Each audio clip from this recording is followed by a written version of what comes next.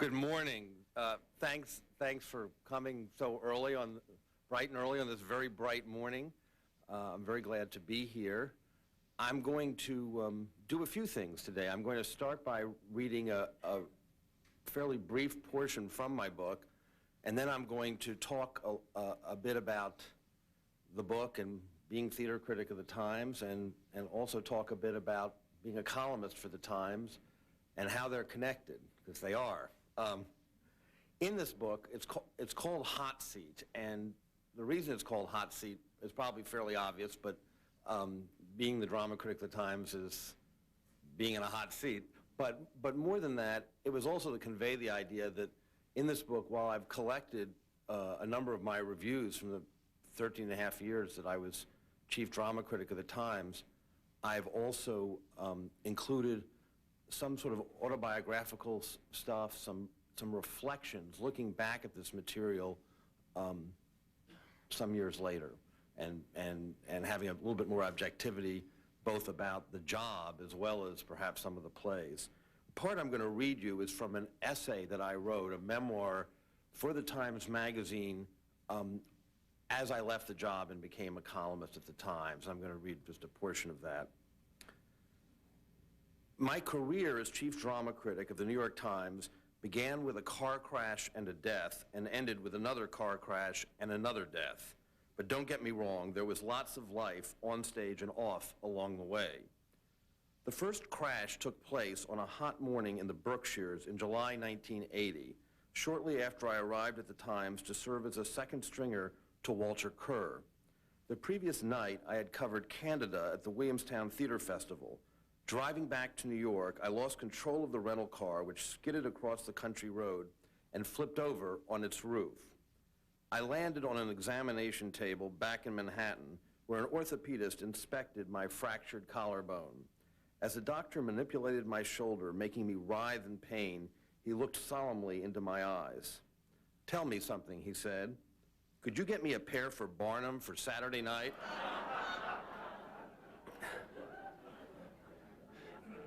This was my introduction to the omnipotence that strangers attach to the job of drama critic at the New York Times. What would follow was a 13-year journey full of hairpin turns and plot twists. I would have far more than my share of wild journalistic adventures, be reviled as the butcher of Broadway, and have a front row seat for a seismic shift in the American theater.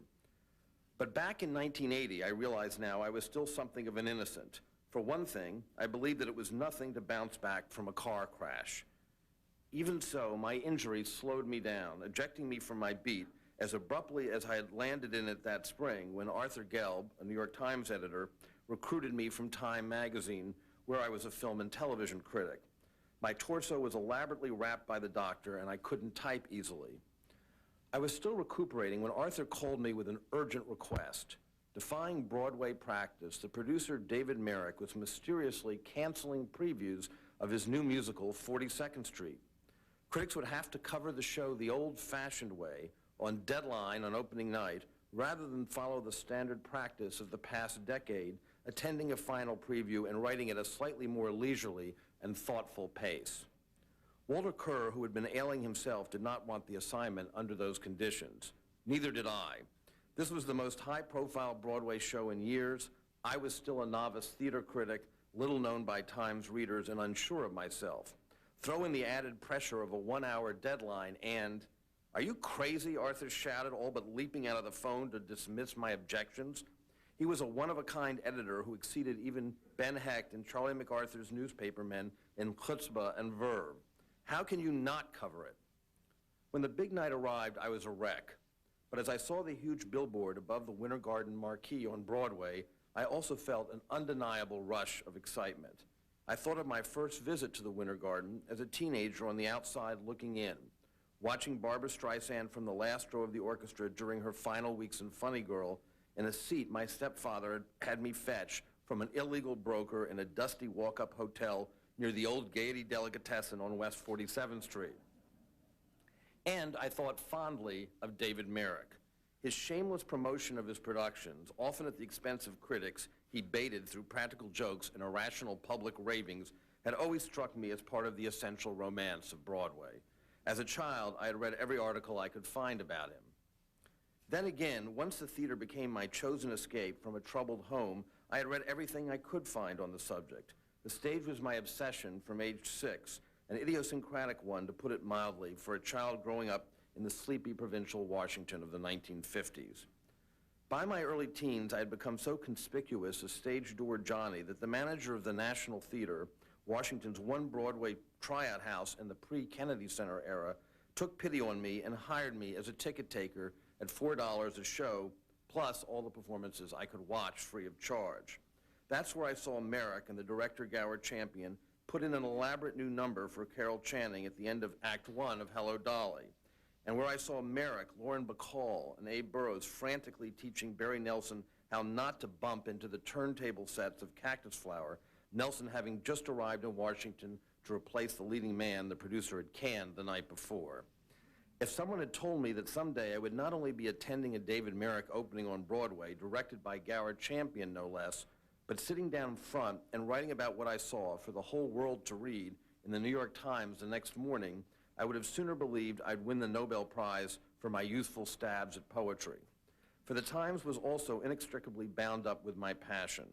From earliest memory, it was Al Hirschfeld's drawings of plays and the imposing full-page advertisements heralding them in the Sunday Times drama section, and then the Brooks Atkinson reviews the morning after, that had transported my imagination to the New York theater while I impatiently languished 200 miles away. Now here I was at 42nd Street, and as high as could be until the end of the opening number. Then the leaden dialogue commenced and my heart sank. 42nd Street was no match for Hello, Dolly, Oliver, Carnival, or any other Merrick musical with an exclamation point in its title, from my youth. Anxiously, I started taking notes so I could illustrate with examples the disappointment I felt in my gut. I had a clear idea of my job, to report what I saw on stage honestly and pointedly, as I might in conversation with a friend, and it never occurred to me that someone might object to what I wrote. When the show ended, I waded through one curtain call and ran up the aisle with my then wife, Gail, to make my deadline at the Times, 7 blocks down Broadway. I hadn't reached the street when an acquaintance in the movie business stopped me. "Frank, I have to talk to you," he said. "I'm on deadline," I replied, annoyed, racing toward a cab. "But I've got big news," he said. "Gower Champion is dead." What? I had read that Champion had been elusive during the Washington tryout of 42nd Street. But dead, he was 59 and not rumored to be seriously ill. Panic-stricken, I looked back toward the one. But dead, he was 59 and not rumored to be seriously ill. Panic-stricken, I looked back toward the one open door leading into the theater. The sound of the ovation still thundered, but my informant had disappeared. This was big news, but I wasn't a reporter. I was a theater critic, and a fledgling one at that. Had I been handed the scoop of the century? Or was I the patsy in another fabled Merrick hoax? And how could I find out and still write my review by deadline? As I slid into the cab beside Gail, I looked toward the theater one last desperate time and discovered a solitary couple emerging. Arthur Gelb and his wife Barbara, who had stayed only long enough for the second curtain call. I leaped back out and from the middle of Broadway started waving my sling and shrieking at them. Arthur looked at me as if I was having a breakdown, then ran over, yanking Barbara with him. I told them my news, and Arthur said, "Gower Champion dead? That's impossible." But they piled into the jump seats, and the driver raced down Broadway to the Times. When, a few minutes later, we emerged from the elevator on the 3rd floor to enter the deserted culture department, every phone seemed to be ringing off the hook. Arthur picked up one to learn that Merrick had just announced Champion's abrupt death from the Winter Garden stage, saving the bulletin for the very end of the curtain calls. Arthur dashed to the news desk as the first edition was about to close to break into the front page with a picture and caption announcing the news. The caption carefully said that Merrick had announced Champion's death rather than that Champion was dead, lest the producer no good.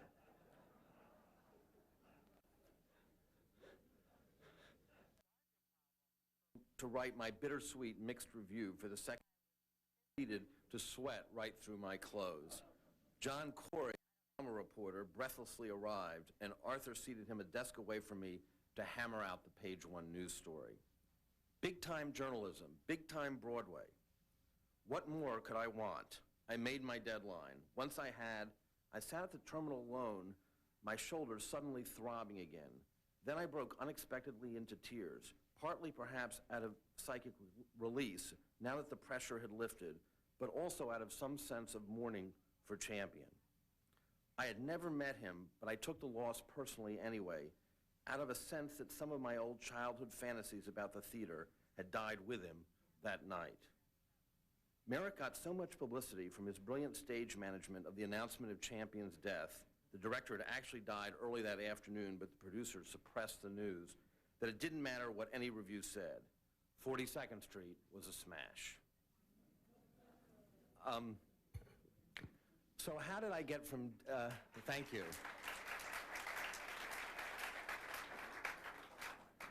How did I get from David Merrick to Newt Gingrich?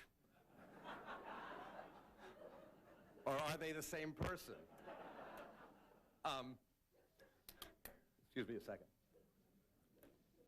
Requires a drink.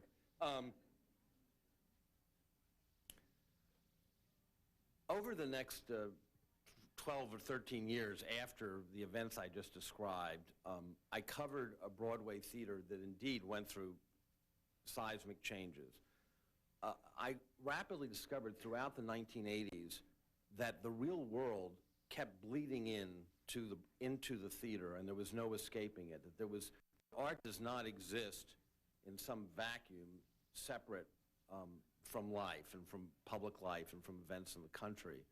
In the case of the theater during the 1980s, a number of forces buffeted it. One was the ups and downs of the economy, including a big boom in the 80s that sort of reached its climax around the time that Phantom of the Opera opened, kind of a good symbolic show for that boom period, and then a bust that followed. What also happened was AIDS. Incredibly enough, when I joined the Times as drama critic in 1980, although we now know that the disease existed, it was not talked about, it didn't have a name, but during the course of my time at the paper, it would not only become a major epidemic, but a major epidemic in the theater, killing off some of the brightest artists, many of them in their 40s and younger, the theater had, such as the director Michael Bennett, who did Chorus Line, the playwright Charles Ludlam, many others. And ultimately, AIDS became a subject for the theater as well, as the theater community responded to it and started to write plays about it. And indeed, the last play that I reviewed as I was leaving the drama critic's job was Angels in America, a Pulitzer Prize, Tony-winning play that turned the whole idea of AIDS into an epic and to something of a metaphor for American history over a period. By the early 1990s, I was beginning to tire of the job for various reasons. I felt I said what I had to say about the subject. I was getting restless. And that led to a series of events that ultimately put me in the op-ed columnist seat. But perhaps the most important one involved a friend of mine, Maureen Dowd, who was then a political reporter for the Times. Maureen and I had a couple of things in common. We had both been born and raised in Washington, and native Washingtonians unconnected to the federal government from families who actually live there. That's a rare thing. Also, just as I was sort of a closet political junkie, Maureen was a closet show business and theater junkie. And she came up with this idea that we would together cover on a daily basis in a column, kind of like the Bobbsey twins, the political conventions in 1992. The idea of my column began to crystallize, or the idea of doing an op-ed column, when at the Democratic Convention, where the very first day we were sort of walking through the hall where they were still, it was Madison Square Garden, they were still nailing in parts of the scenery and not much was going yet, and we saw a guy who seemed to be in charge of the whole show with a lot of activity around him, so we thought, let's go and interview him. It turned out he was the director of the Democratic National Convention, and immediately after meeting me, he said, well, I direct the Tony Awards. And that seemed to symbolize entirely the fact that there may be more than a vague reference between show business and politics. And indeed, I was fascinated. This producer, director, very nice guy named Gary Smith. His other recent credits included the Pia Zadora show in Vegas, which of course reflected many aspects, as you recall, of the Democratic platform in 1992. What I couldn't have imagined when I began the column about a year and a half later, I began the column just about 5 years ago, at the beginning of 1994, was to what extent our civic life, our political life, would echo show business much more than I ever could have imagined. In fact, even 1994 seems a relatively innocent time compared to the time we're in now and what's happened in 1998, where political story has become an entertainment, certainly to rival the George Lucas Star Wars films, although it's going on much longer, the ring cycle duration. The idea of my column was always to try to find an intersection between culture and the news. Sometimes that might be a literal intersection, for instance, if Congress is debating the National Endowment for the Arts. But more often I was trying to find in what way cultural ideas and cultural forms played out in the news. I did not know I'd have such a feast. Way back when I began the column, there was really only one major all-news network, CNN. Since that time, of course, it's been joined by many others, and I'm talking about commercial networks here, not C-SPAN. For instance, Roots, which was used, which to many people was an introduction to the history of slavery, for those who didn't know it, in a mass audience, and Holocaust, which did the same for its time about the Holocaust. Both of them, however, were essentially fictional shows. I mean, Holocaust was while the historical backdrop was real, the characters were fictional characters created for the series. Roots, we're still not sure, I think, what's real and what isn't, but essentially it was meant to be a drama. It was played by actors. Screenwriters took liberty with the facts and the way people actually talked and so on. Who would have guessed, however, that these same kind of fictional techniques would then be applied to actual events, not played by actors, but played by the real people in real time.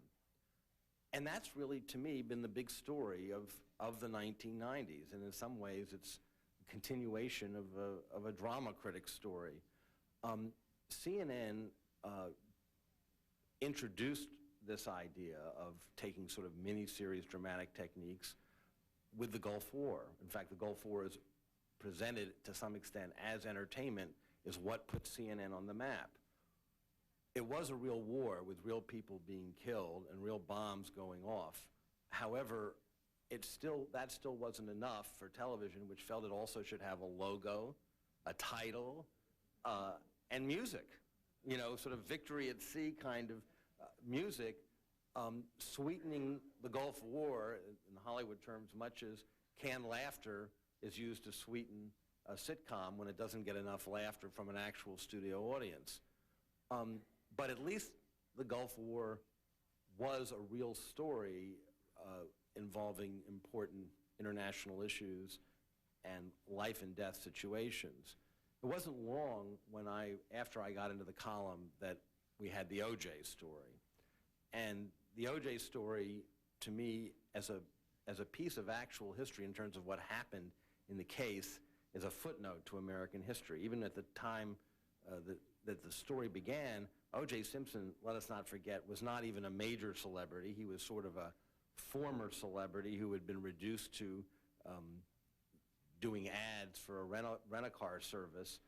It wasn't as if he was this major figure, but suddenly he was enough of a celebrity, combined with the sexual aspects of the case, the violence, that it became a long-running entertainment, and one that, it seems a century ago now, but captivated the country for months and months, during which much of that time nothing was happening.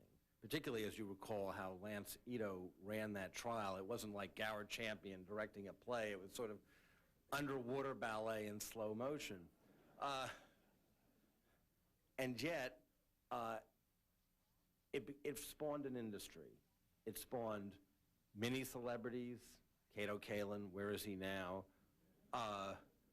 People who were tangential to the case, signed book contracts, launched speaking careers, entertained notions of actually starring in fictional movies or TV shows. It spawned a whole new idea in television of having all lawyers all the time on television, constantly talking about the same few details, or whether it be the bloody glove or even something much less significant than the bloody glove. Meanwhile, the volume of coverage was far larger than in the Persian Gulf War. For one thing, there was also court TV by this point, which was made by the O.J. case in the same way CNN had been by the Gulf War. And the success of O.J. as a theatrical enterprise, as a show business enterprise, is what I think encouraged more people to pile into the business of cable news. There was money to be made. It wasn't entirely, I think, out of some sense of civic duty or a higher calling. This network, or these new networks and all the rest of it, were in place when Princess Diana died. Princess Di added yet another factor to this mix. It gave these networks, including the big three regular networks that existed before, an opportunity to see if you could create entertainment out of something when there is absolutely no news at all. Because there was, after Princess Di was killed, tragically, there was no news. There was no murder trial. There was nothing that was visible. There was a funeral, but that was it. And yet we had days and days of coverage in which that fateful video of Princess Di and entourage leaving the Ritz Hotel in Paris became as well known to the citizenry as the Zapruder film, if not more well known.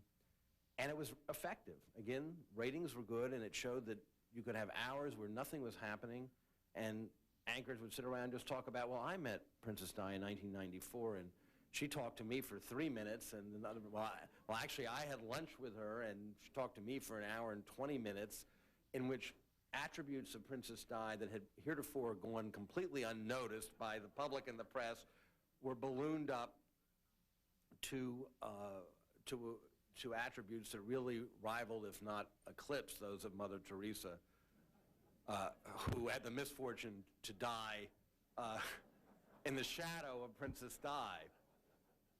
One of my favorite moments, in fact, I have to say, if I can indulge in a little bit of black humor here, of the whole Princess Di thing, was that so many people were wagging their fingers and saying, would the anchors do this for Mother Teresa, that these poor souls all had to go to Calcutta to cover Mother Teresa's funeral. I don't think there's a Four Seasons hotel in Calcutta.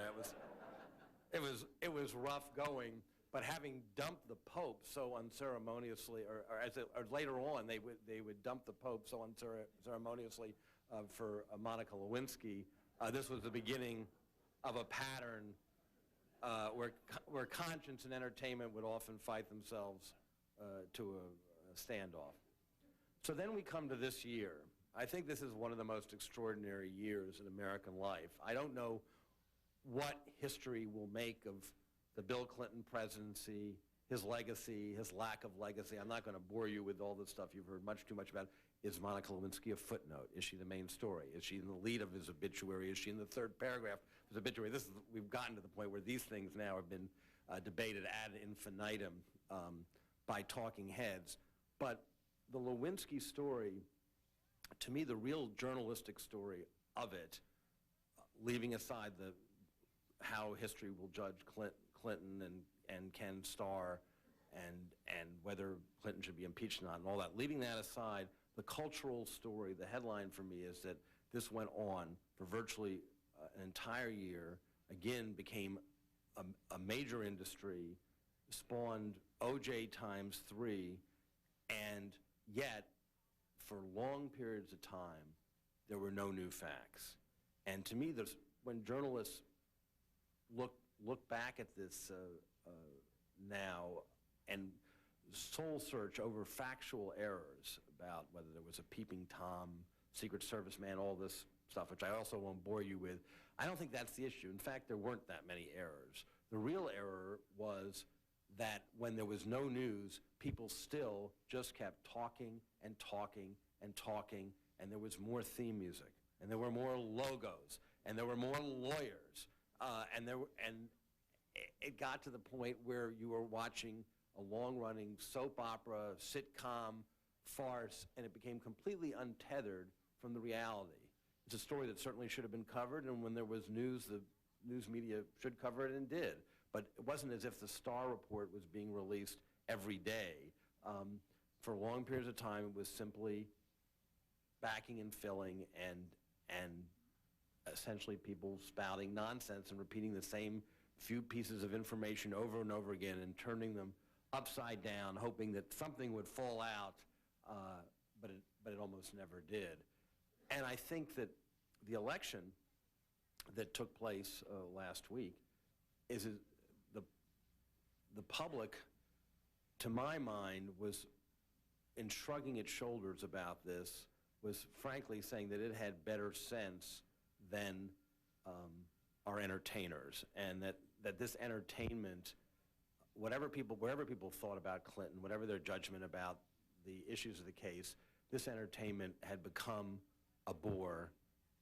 It had indeed obscured things that people really care about, and not just from politicians, but from television itself, and gotten out of control. Yet, I have no reason to believe that this will stop when there's the next one of these stories. This story, I think, will eventually come to a halt, perhaps in some of our lifetimes. I'm not sure about mine, but maybe some of the younger people of the audience will yet breathe Monica-free air.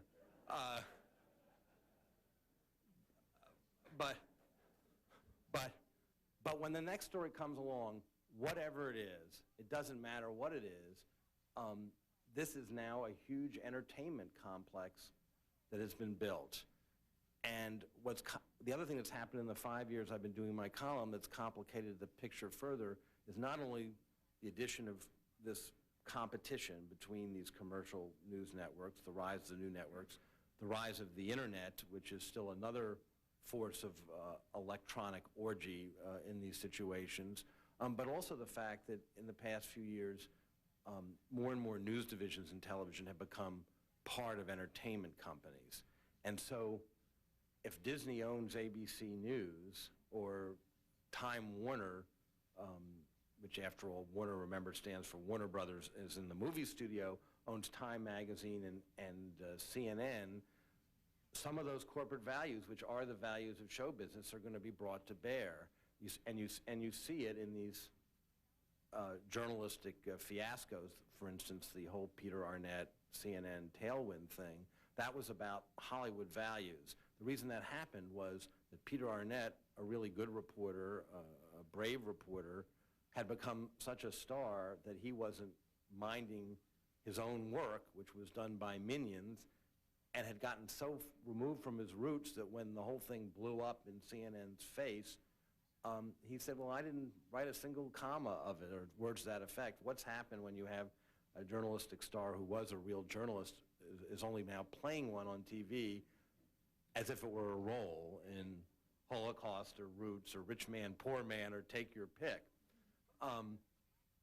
Similarly, in the case of ABC News, we see Disney's input in terms of entertainment values, and also in terms of taking out things that aren't entertaining. For instance, rather famously, at least in New York last month, ABC News killed a story by its star investigative reporter, Brian Ross, that involved crime at theme parks, some of those theme parks being apparently or allegedly Disney's. So it's all mixed up together now in a way I could not have imagined when I left the theater and went into column writing. And where it ends up, I don't know. I think that Newt Gingrich may just honor us by ending up on Broadway. Anyway, I'd love to take your questions, and whoever would like to, thank you. Thanks.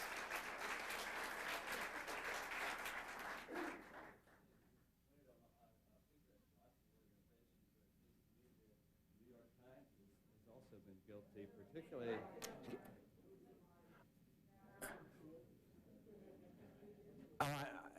Try speaking into it again. If not, I'll repeat your question. It seems to me that the New York Times has also been guilty of the same thing, particularly in the Monica case. I still remember on the front page the story that was Clinton sending a message with the necktie. Right. Is the New York Times guilty of some of these excesses too, such as a front page picture of Clinton's necktie, and was Bill Clinton guilty of sending a message? I don't think anyone's been immune to it. However, I think the print press in general is in a somewhat different situation in that it's not filling up 24 hours a day with lather. Sometimes we cover the story not well, and sometimes we may, as you indicate, go into something that looks like sensationalism. But sensationalism, and I think everyone has to look at that for every newspaper in the country. However, it's not quite the same thing as having no news and running news anyway. And that's the entertainment phenomenon of television that I'm talking about. Which I'm not even, in television, I'm not even talking about sensationalism. I'm talking about the filling the airtime with created characters and material that has absolutely nothing to do with the story except speculation and really entertainment. Dueling lawyers, dueling anchors, rumor mongering.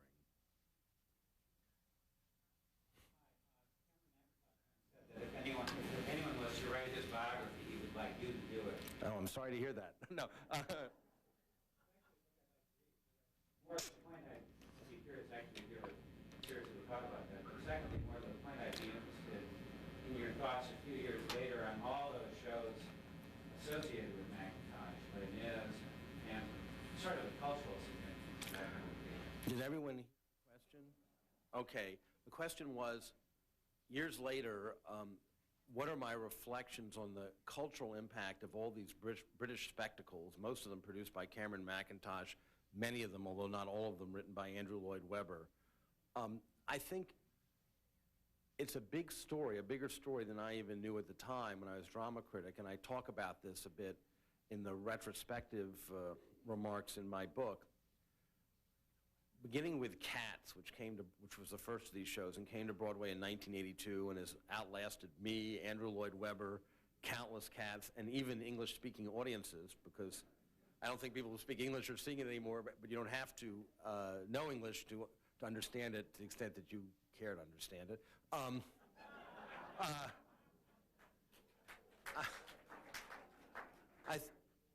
These shows, and some of them I enjoyed, and some of them I've given good reviews to, and the record is there to see in Hot Seat, have created a standard in the American theater where big production values and spectacle drowns out almost everything else. Because if someone is paying a lot of money, and it is a lot of money for a Broadway theater ticket, if a whole new generation really grows up only knowing Cats and Les Mis and Miss Saigon and now The Lion King, Disney's entry, it's hard to have a mixed diet and to convince that audience that it should go see a character, a drama with a play with, say, 6 characters in it, A Death of a Salesman, An Angels in America, whatever, because it doesn't have a falling chandelier. It doesn't have 100 people prancing in cat costumes or lion costumes and scenery falling from the skies. So I think it's a cultural problem. I think it's analogous, unfortunately, to what's going on in general in American culture, where big blockbuster Hollywood movies that are, again, special effect laden, whether they be the latest Die Hard or Armageddon or Godzilla, you name it, Independence Day, make it harder and harder to do a small drama as a movie, and for that drama to survive in the marketplace, good, bad, or indifferent, just to take two examples of heavily promoted dramas. One True Thing from my former colleague Anna Quinlan's novel, Toni Morrison's Beloved, both have pretty much died in the marketplace against Waterboy or whatever they're up against at any given. So it's a problem, and it finally hit the theater too, and I hope the theater can find a way to have a mixed diet and not just all of this. Yes, I'm not, Cameron if I write another book about the theater, I'm not going to write Cameron McIntosh's biography, although I do admire him, and he's the only producer who really has followed in Merrick's footsteps, Merrick now being basically out of the business, although still alive, but very ill. McIntosh really learned his techniques from Merrick and is a big promoter and believes in the theater, and whatever one thinks of his individual shows, I feel a showman who gets attention to the theater is a force for good in the theater. Yes? I was wondering whether over the years you had had any second thoughts on reviews you had done in an earlier time with regard to the merits of some of the shows that you reviewed. Did I have second thoughts regard to the merits of the shows I reviewed? Yes, and in fact, in Hot Seat, I candidly addressed that. After the reviews, it's not a black or white situation, and there's really no right or wrong, but after some of the reviews, I re-examined in a postscript some of my thoughts about what I wrote the first time. Some of these date back almost 20 years now. No one is fixed in cement. I found when I went back and reread my reviews, there were plays that I'd given good reviews to that I hardly remembered. There were plays that I had given mixed reviews to that lingered longer in the memory, and I tried to address that. In fact, in the back of the book where I have sort of lists of favorite plays and favorite performances, I also have lists of plays I thought I underrated or overrated.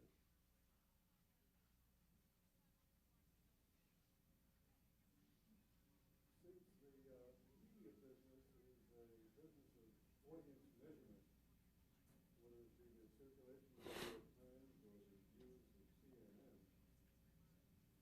the people who are out there, people in this audience and around the country, really, even though they sort of were saying that they didn't want any more of Monica, they did want more of Monica. And what should the media, what should the New York Times do? Make a determination that they're not going to be responsive to this demand? Well, first of all, news should not be driven by market demand. It should be driven by the news. The question, for those who didn't hear it, even as people say they don't want Monica, they seem to want it because ratings are up and circulation is up, so shouldn't the media meet that demand? Well, if the greatest demand is always going to be for tabloid stuff, much less important than Monica, and it could be John Benet Ramsey all the time, too, if we wanted to. There's nothing happening on that case as far as I can tell. But the idea of news, to some extent, is that it is based on the news and also some sense of public service. One thing that's happened in television news is as news divisions of the networks have become part of companies that are swallowed up by these entertainment conglomerates, the sense of public service has indeed flown out the window. So there's too much market sensibility and not enough thought given to what the real priorities are in terms of journalism and in terms of what's happening in the world or in the United States. That said, I would also say that I'm not sure that the public is being as hypocritical about Monica as the ratings would suggest, because the ratings have gone up for it, but they've gone up in cable networks, which are a small universe in terms of actual numbers. And so it's not as if 100 million people have said, we want Monica all the time. It's single digits, and there will always be that audience, and it can be catered to. And of course, one thing that's going to happen now, it's a problem for some of these networks, is because they've done so little else the whole time, as this story is drying up, what have they given people in terms of substantive news that'll make people want to tune in once we can no longer have a debate about the Paula Jones settlement? I do think there's a generational change in journalism, and you may characterize it as being less weighty than Wicker and Reston. That's not a judgment for me to make, but it's a change, and writing styles change, sensibilities change, and I think that I don't think the Times is making any decision about wanting the page to be less serious. I think they were looking at what writers they wanted to put on the page for their own reasons, not with some grand ideological mission. But if you look at the New Yorker today, it's not written in the same way that it was written 30 years ago, including about politics and culture. You know, you think 30 years ago, the New Yorker would not allow Tom Wolfe to write for it because he was considered such a strange voice in journalism and American letters. Now he's considered a completely mainstream voice. So times change, and there's a mix of voices, quite a few of them on the op-ed page of the Times and most op-ed pages in the country, I think. Yes? Since there seems to be a consolidation in the entertainment business, and obviously what we see as news, even though there may be some other factions out there on cable, with this entertainment bent on news, how are you supposed to discern what's real? You mean how is the audience, this entertainment bent on news, how is the audience supposed to determine what's real?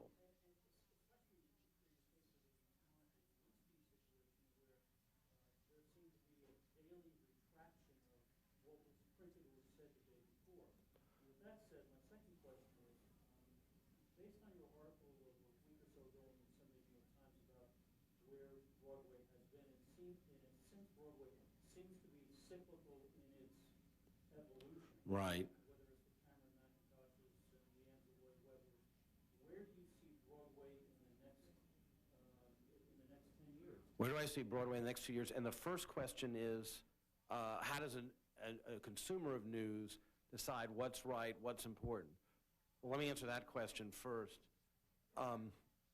You decide, I think the best way to decide is to use multiple news sources. I do that as a journalist. It may be something of a pain, but I think that it really makes sense to not rely on any one source, but at least over a period of time to look at news shows next to each other or magazines and newspapers next to each other, and after a while, you'll have a sense of who is more trustworthy, and there are distinctions, and people do make these distinctions, but you have to, just as if you're shopping for a new car, I hate to say it, you really have to check it out. I don't know where Broadway is going in the next 10 years. I think it's going to be more Disney-fied. Time Warner, Fox, all these companies want to come in and do big musicals based on Batman and cartoon characters, so not a happy picture, although a very good picture for New York tourism and the redevelopment of 42nd Street. I guess one more question, and then our time is up, I'm afraid. Yes?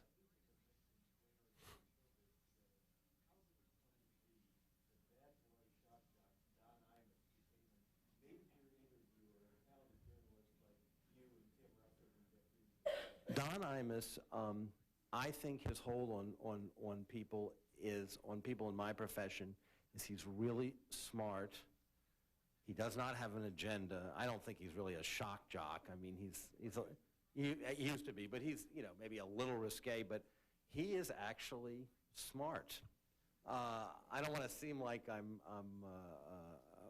flattering him, but I think people like to go on because he's fun to talk to, and he doesn't ask canned questions, and he throws curveballs, and politicians do it too, and politicians sound much more like themselves than they do in the typical canned news interview that we see on TV. And I think that's the source of his popularity. I don't think it has to do with the fact that occasionally he's off color or politically incorrect. I think that the level of the conversation is high, but unpretentiously so. He masks it in humor, but this is a guy who's a total news junkie, obviously, and knows his stuff, and it's interesting. And oh, thanks. I like listening to him, you know, when I'm not doing it. Thank you very much for coming. Have a good day.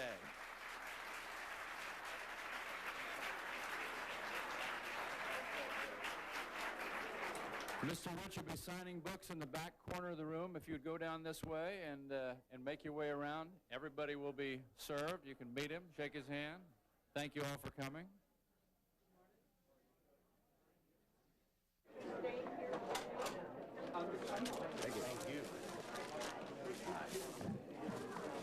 Suggestion there, if that's okay? Absolutely. My nephew also does love the theater. I know, I ran into you. Oh, you did? No, you. A friend of mine bought me one for my birthday. He bought two Thank you very much. I Thank you. appreciate it. Thanks for coming. Not at all. Thank you. Hi. Hi. Thanks for coming. I'll call you. Say me hi. Yeah. Okay.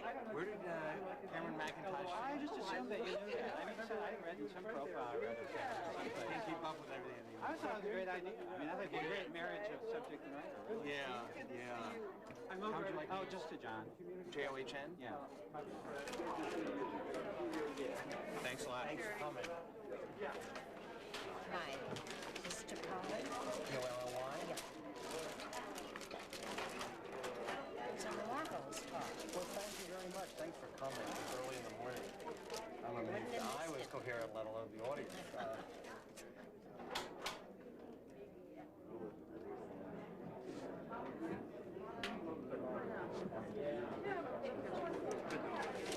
Thanks so much. Hi. My name is Eleanor. Spelled the conventional way. Eleanor, as in Roosevelt. And I want to thank you for taking care of Sally Quinn yesterday. And I was going to get in that line, and I was going to say that to you on the thing, but you just... I watched that whole drama unfold on C-SPAN and everything.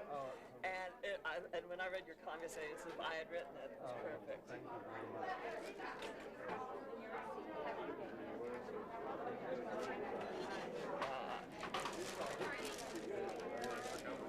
Thank you so much. Thank you. Pleasure. Hi. Hi. How do I hear your To Margaret. M-A-R-G. T-A-R-E-T. My son's attending FIT, and so he lives in Brooklyn and loves the theater. And I can't wait to get him his book. Oh, that's lovely. Give him a great present. Thank you.